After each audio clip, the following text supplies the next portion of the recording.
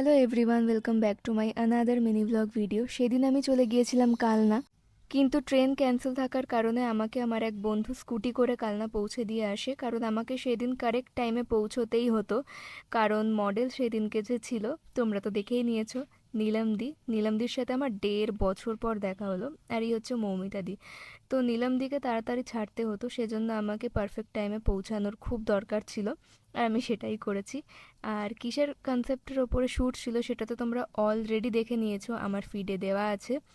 তো এত অডিয়েন্স সেদিনকে, এত, আমার আজ অব্দি লাইফে আমি যত শ্যুট করেছি এটা মেবি ফার্স্ট শ্যুট যেখানে এত বেশি অডিয়েন্স আমি পেয়েছি।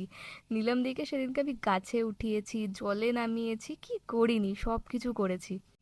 কিন্তু সব থেকে ইন্টারেস্টিং পার্ট তো শেষে আছে। আশা করি তোমরা সবাই জানো আমি কিসের কথা বলছি।